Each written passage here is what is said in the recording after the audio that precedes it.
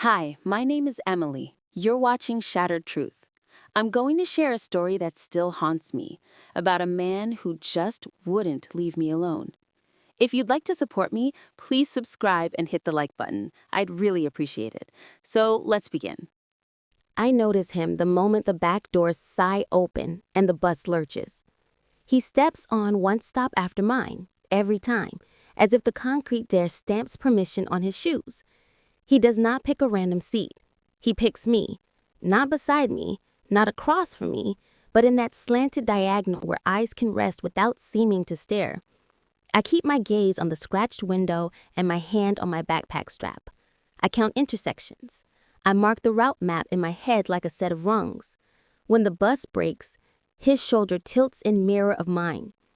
He carries nothing except a phone that never leaves his calm and the faint confidence of someone who thinks routines are doors he can open. I live in Portland, Oregon, and I ride the number 14 from the corner near my apartment in the Buckman neighborhood to my job across the river. My routine is simple. It needs to be simple or I lose my grip. I board, tap my card, find a seat that faces forward, middle third of the bus, right side, 2 seats back from the rear doors. I count 2 stops, pull my mask higher, and settle into the rhythm of engine and road. The first morning I notice him, I tell myself this city has countless men with the same haircut and the same restless knee. The second morning, he steps on at the same stop, early hour, light backpack, no car keys, same diagonal seat, and I feel my chest tighten in the way that happens when the brain adds lines between dots and the dots refuse to move. He begins with proximity. He drifts forward when the bus is crowded and backward when it empties, always arranging himself in the same row as me. He watches without blinking when I pull the cord. He rises when I rise. He stays if I stay, even if a seat opens closer to the exit.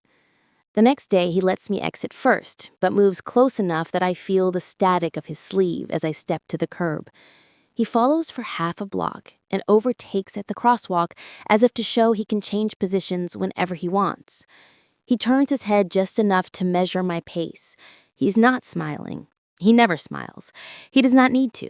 The shape of his mouth says he enjoys decisions more than expressions. He adds voice the fourth morning. I refuse to hear words, so I translate actions. He positions himself in the aisle near me and speaks, low and steady, like someone dictating a list to a tape recorder. My brain extracts facts without the sound. He mentions the place near his building. He frames it as casual. He layers the proposal with the assumption that I have time to spare. When I do not answer, he continues. He steps half a pace closer and offers a location again, different this time, smaller, darker, easier to control. He supplies details that show he intends to shorten the distance between us. I lower my gaze, signal my stop early, and switch sides of the bus. He notes that adjustment. He stores it. He stops pretending the bus is a coincidence. He times his entry, pauses on the step, and waits for me to choose a seat. He stands until I commit and then takes the diagonal. He narrates plans, now with the confidence of a script he thinks we share.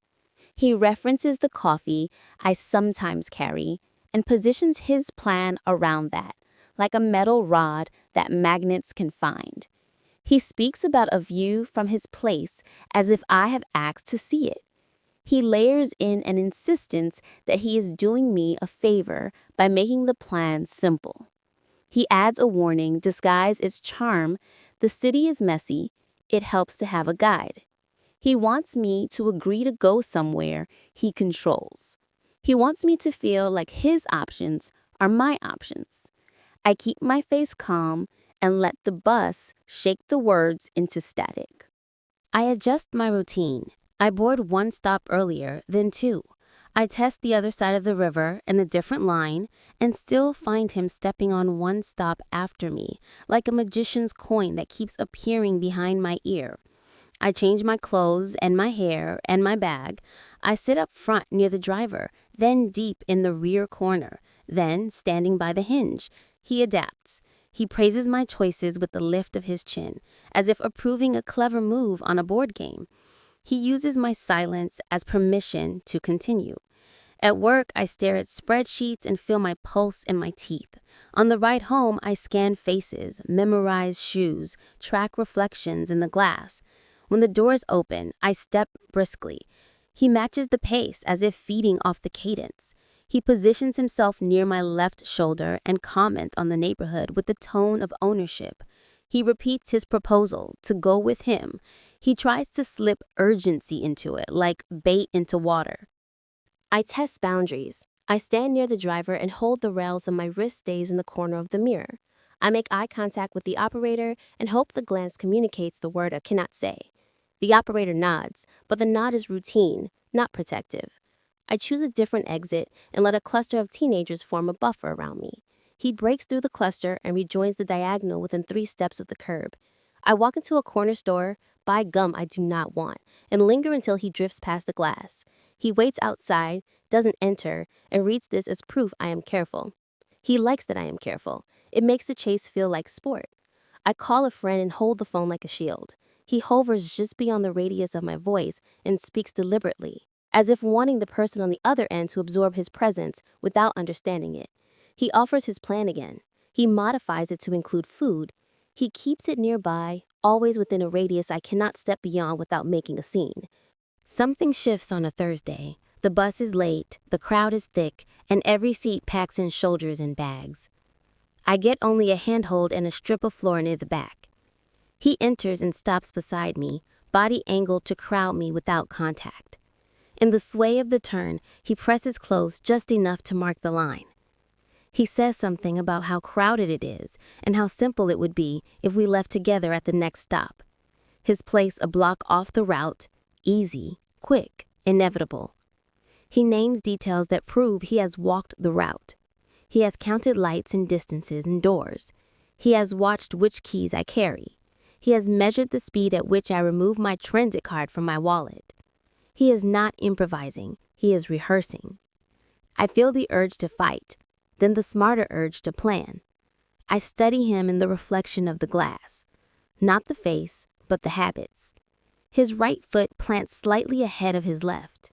His jacket pocket bulges, like he carries something metal. His eyes never check the driver's mirror. His attention makes a tunnel where he believes rules do not apply.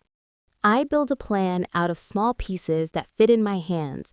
I pack a second phone, silent, with the camera already open to my face. I move my house keys to a different ring and pocket and let the old ring sit visible in my bag like a decoy. I memorize the shape of the transit security number on the posted sign and the letters on the driver's badge. I choose the stop near a busy library instead of the one near my building. I decide that if he exits with me again, I will not go home. I will step into a place with cameras and people and the soft authority of public space. I will not ask permission. I will enter like I belong. I will hold eye contact with the first person behind the desk and let my throat form a single sentence of fact. I repeat the sentence to myself, silently, as the bus winds through the next green light. I keep my face calm because I need him to believe the routine holds. He enjoys routine.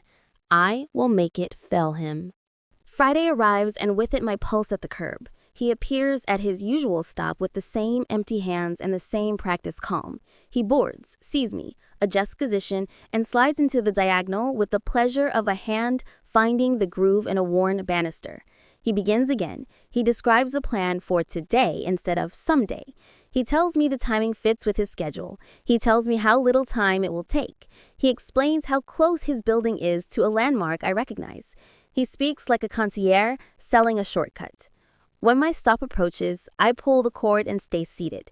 He stands first and blocks the aisle to let me pass, a parody of courtesy. I step into the channel he creates and feel the heat of a trap, disguised as manners. At the curb, I turn left toward the library, not right toward home. He adjusts without pausing. He likes that I am going somewhere new. New places are his favorite because new places do not recognize patterns yet.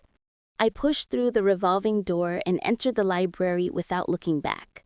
The The lobby opens into a security gate and a desk. I do not ask a question. I go straight to the desk, meet the librarian's eyes, and let my voice carry just enough to be heard by anyone nearby. I state that a man is following me from the bus and is trying to get me to go with him, that he has repeated this for days, that he is outside, and that I am staying in this building until he leaves with proof he is left. My statement lands like a card slapped on a counter. The librarian's face steadies. She nods once, taps her phone, and uses a tone I recognize as procedural. She signals a coworker and points to the door. The coworker moves to the entrance and watches. The librarian asks my name and whether I'm alone. I tell her my name and that I'm alone. She asks if I want to wait in the staff area. I say yes with my eyes. She gestures me behind the desk and into a small office with a window to the lobby. From there, I see him through the glass doors. He stands on the sidewalk, steadies the entrance, lifts his phone, and pretends to check messages. He waits. He expects me to exit so he can resume the diagonal.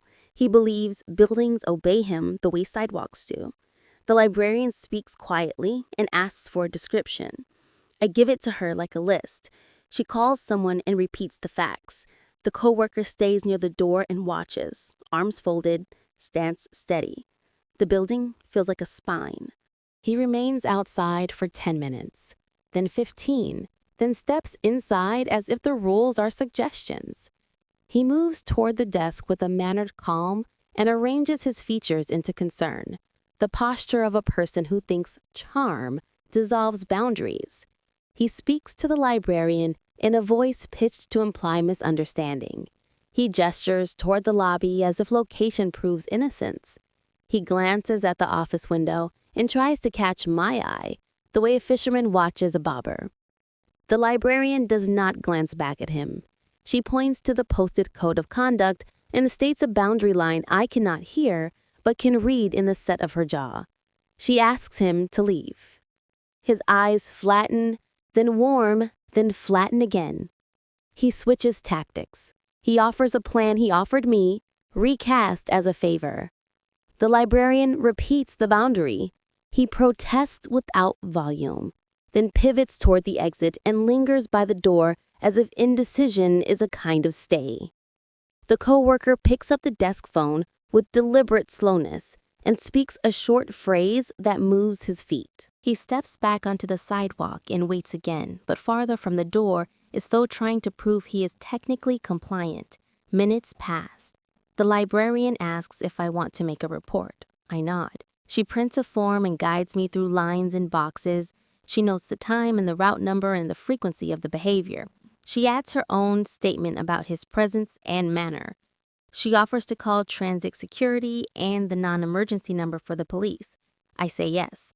She dials, speaks, listens, relays details, holds. The coworker watches the sidewalk and the door. The man remains there, pacing the edge of the curb, eyes on the glass like a cat waiting at a closed room. The librarian hands me water without asking and tells me I can stay as long as I need. I stay. 20 minutes later, a transit security officer appears in a dark jacket, speaks to the librarian, then steps outside. Another staff member moves to flank the door. The officer approaches the man on the sidewalk and gestures toward a bench. The conversation is calm from a distance. The officer points back at the building and writes in a small notebook. The man's hands spread in a wine knot shape, then close into fists he disguises as pockets. The officer finishes speaking and points down the block. The man looks at the door one more time and then shifts his shoulders, adapting to the new script. He walks away, not fast, but with a finality that acknowledges he lost control of the scene. I feel the release in my ribs. The librarian keeps me in the office until the officer returns and confirms the sidewalk is clear. She gives me a printed card with a case number and a phone number. She shows me how to file an online report and how to request an escort to the stop if I need one later. She tells me the building can be a waypoint anytime. I nod and memorize the shape of her kindness so I can summon it later when routines tighten like knots. I stay for another hour, not to hide, but to reset my map. I call a rideshare and exit with a staff member at my side. I get home without the bus that day. The next morning, I board at a different stop with a coworker and let conversation mask my scanning. I sit near the front and keep the card in my pocket and the plan in my head. I count intersections and watch reflections and keep my body angled toward exits and my mind angled toward facts. I am not a fright to ride. I am not required to be brave to exist. I ride because the city is mine too. When the doors open, I step down with my shoulders square, my ears open, and my path already chosen.